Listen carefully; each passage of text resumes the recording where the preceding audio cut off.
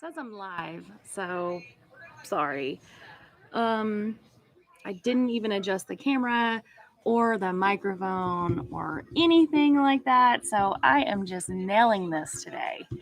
I actually moved everything around in the shop, and so my little corner that I had set aside for videoing is no longer for that. It's all just kind of combined. So let me try and adjust this real fast. I find that just doing this live is much easier for me than trying to edit and do all of that stuff. And so, yeah. Okay, I'm always on Facebook. You can find me there at Mama Makes It All.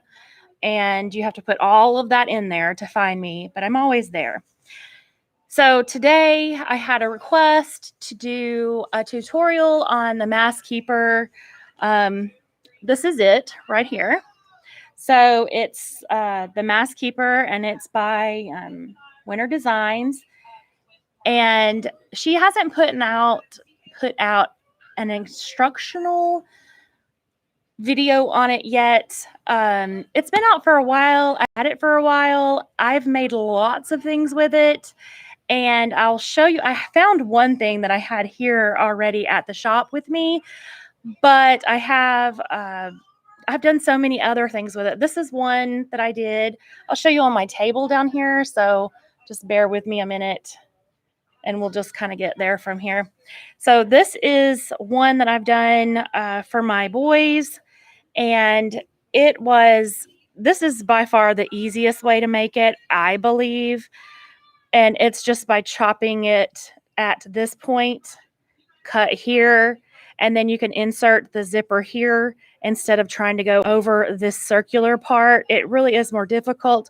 I've done it. I'm used to zippers and I have no problems with zippers, but the zippers for other people are really not a thing. Some people really just do not like zippers. So let me move this. And I wanted to just show you that though, because this is the one that I've made. I've made these for my boys. This is one of my sons, and they just keep little monies and things like that in there. And it clips onto their backpack or their mask. I think this is the simplest way to do it. And this the same basic concept of a bag. It's just done with the zipper on the side. Again, like I said, I think this is the easiest method if you're going to use a zipper. I've also used a little template that I have here to make an ID holder. So it also had a place here for an ID to go right here. And then I put a couple of card slots on the inside for my older kids so they could use this as a wallet. And it's for that. It's great. And it holds some money, some chapstick, some on the go. So they've really liked having these. The girls have. I think I've probably made 20 or 30 of these at this point. So that's just another idea for you. And I have pictures. I just am not sure where they are right now. So anyways, with that being said, I wanted to show you the fastest, easiest technique that I think that there is to do this. And so I really tried to make this as simple as humanly possible so that it could be, done by anybody. So this is it. So this is the way it would go. And let me just see if I can maneuver a little bit there.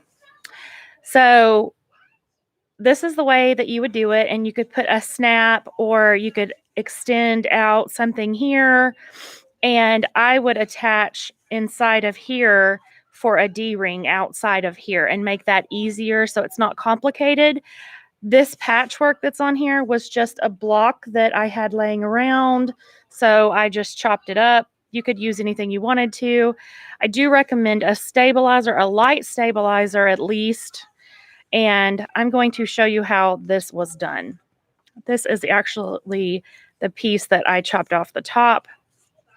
So for the sake of time and energy and effort on this, I'm going to just kind of show you. Let's see, I've got some scrap pieces here that we can kind of mess with. And I know it's not going to match or anything, but it's okay. We'll get there. We'll get there together. How's that? So you simply put this down, and because this is made by Martelli, this has this no slip stuff on the back. Now, I will tell you, I am a huge fan of Martelli template construction and design because this stuff right here is wonderful, and this is great because if you're anything like me, I'm going to make 10 to 20 to 50 of everything that I am going to make. So, with that being said, I would like to always have a template that I'm going to be able to work to death, and these templates do hold up. Now, not all templates are created equal. Some of their templates are not really my speed, but I do own quite a bit of them. Especially if you're going to make a ton of something, you want something like this. So, and then I just swing it around, and I'm just going to cut. And then I'm going to swing it around, and I'm going to cut, and I'm going to swing it around, and I'm going to cut. And I do love this cutter. This is not sponsored in any way. None of this video is. This is a Sally tomato cutter, and ever since I got it, I've been in love with it. It works fabulous for all of my vinyls, for all of the things that I do, because I do a lot of everything, basically. Go put it back, buddy. It's for the shop. So that's my son, Oliver. He's my baby, my youngest. And so whenever I moved this away, this fabric went nowhere. So I still use my good trusty rulers, but I also have a good mix of things that I like to use. So, but it's wonderful for things like this, especially bags, things like that, that you want to mass produce. So anyways, like I said, so these are just some cuts that I have here, and I have not top stitched this or sealed that yet because I want to use that to open back up instead of having to do all the work again. So basically, you would want to stabilize your fronts, whatever you want to call your fronts. We'll call these our fronts. This one's already stabilized. This one is not. I'm not going to do that at this point. So then this is going to be our front, and then this will be our inside. So these will be our inside pieces. So what we need to do is we need to have this guy needs to come down here with this guy. And this guy needs to come up here. So this will be part of the back, which would be this piece. So you need that to stay whole. You need an inside and an outside that's going to stay whole. And then you need an inside and an outside that is going to be cut.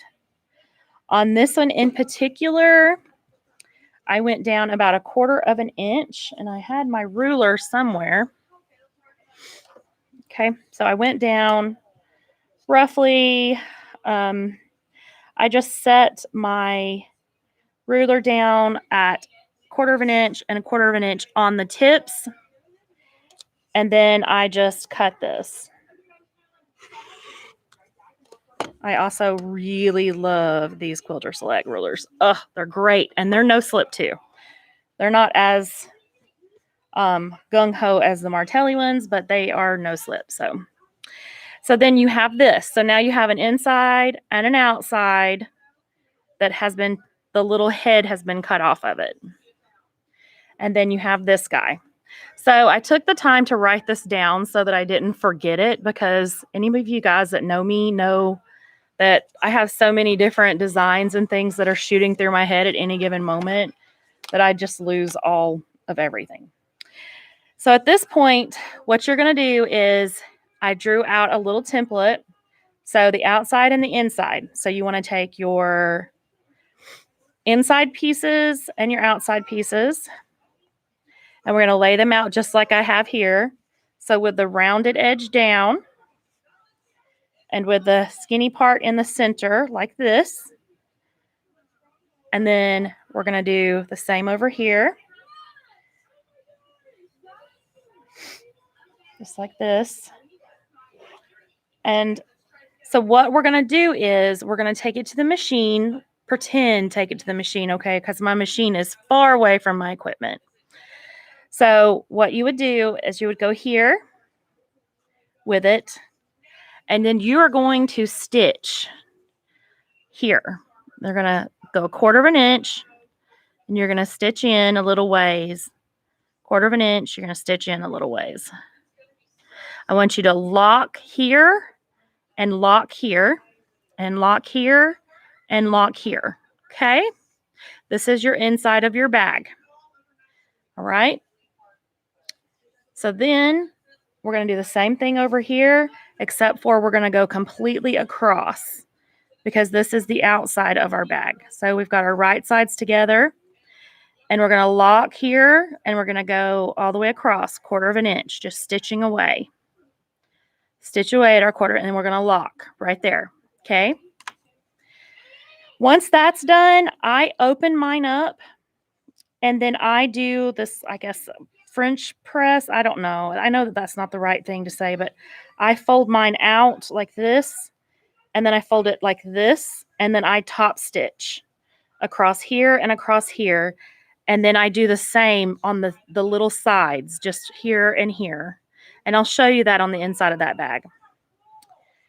Then our 2 sides are ready for the next step.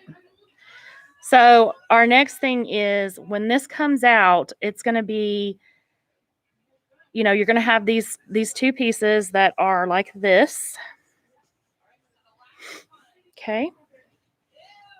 And then like this. Should have maybe had some pieces ready to go, but I didn't. And you're going to put them right sides together like this. They'll be sewn, you know, in the centers. Okay, right sides together. And then you're going to sew. You're going to lock here and here, and you're going to sew at a 1/4 inch all the way across the arch. And then down here, you're going to lock, and you're going to sew 1/4 inch, matching this together like this. So you're going to sew, and you're going to sew right sides together. Then what you're going to do after that's done is you're going to do some folding finagling. So you're basically going to open this up to this weird shape, and I will show it to you in the other piece because I don't have it done yet. So I'm going to switch to my other piece so you can see it. I'm going to go ahead and flip this wrong sides out. So I've left my hole in my bottom that I created earlier. I'm going to wrinkle this bad boy all up again, but that's okay. Let's see if I can get this going.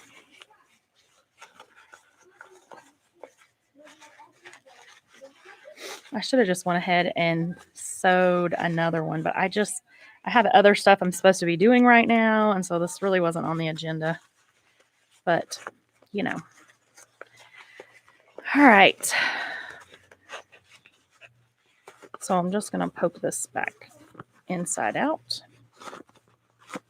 like this.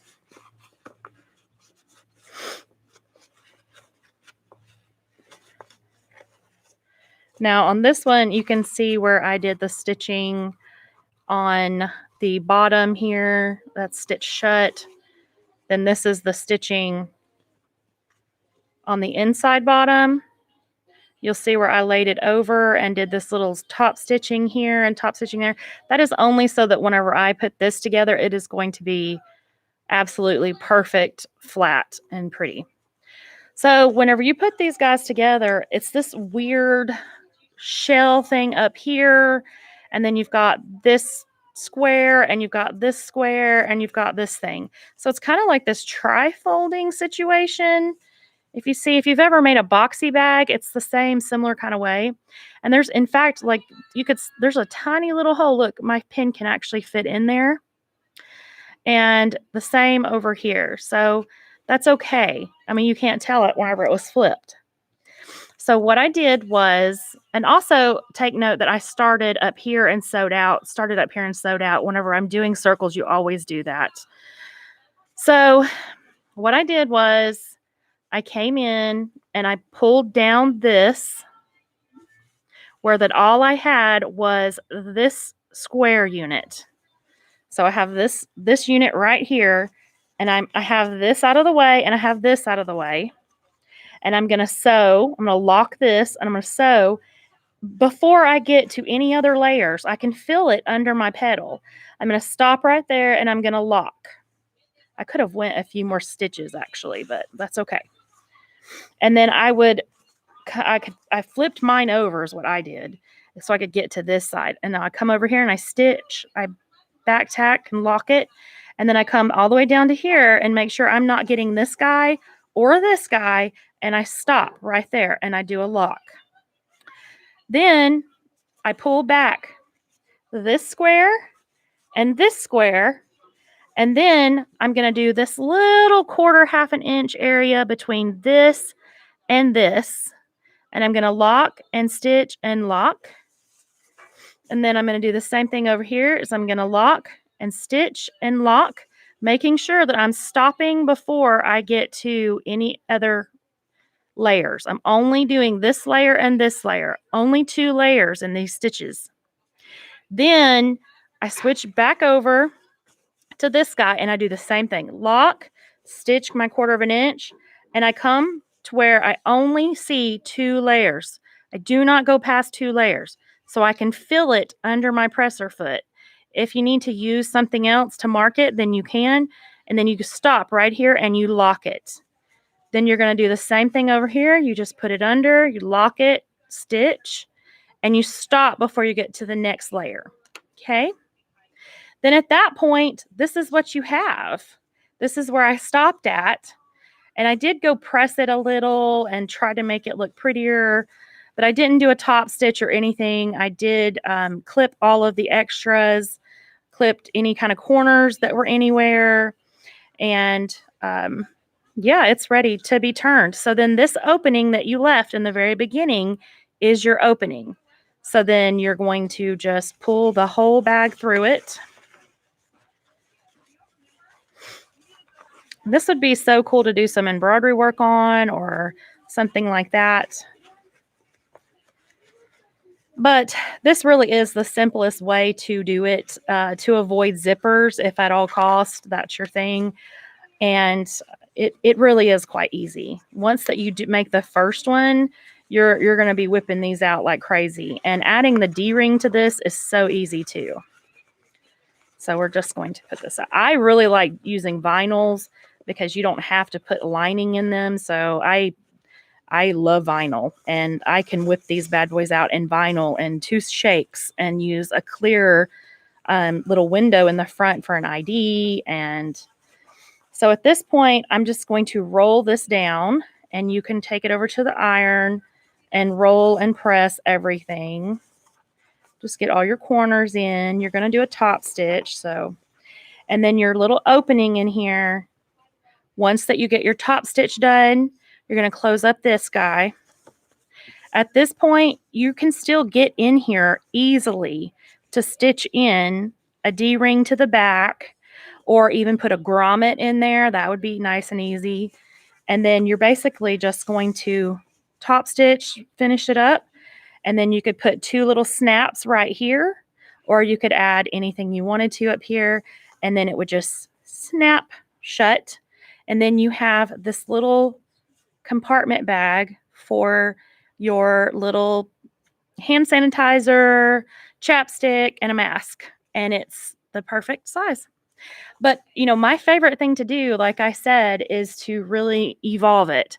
And this is probably the easiest. And that is to put the zipper on this side of it, just below the quarter of an inch. So I usually cut somewhere about a half an inch from the top, cut here, make this into 2 separate pieces on the one, and then I just make the bag like that. That's probably my favorite way to do it. And I've made tons of these with and without ID cards. You could put your vaccination card in there, and you could put your mask, or you could make another pocket right here for it. I've done that. I've made another little one for the back, and you just do like this and turn down, and you just add it to the back before you get everything stitched up. And then there's a little pocket there too. So there's lots of things you could do. And this would even make a really cute little girl's purse as well, because you could just put 2 little clips on here and it'd be a cute little purse. Anyways, that being said, I have probably made 20, 30, 50 of these, but in different variations and styles. This is actually the first time I've ever made one like this simple. And I actually, to tell you the truth, before I seal this up, I might take this back to my machine and box these corners like this. I might go box them and turn this into a little dish caddy to sit on my desk. Just to tell you the truth, that's probably what I'm going to do with this one. Because if I'm going to use it for a keeper, I would want a zipper on it. But that being said, it's very handy. And I have used this for multiple things. I've actually used it as a ruler works for free motion, for scalloping, things like that. I've used it for more than just that. But anyways, thanks for watching. And I hope to come back later on with another video tutorial. And good day. Maybe if I can get it to stop.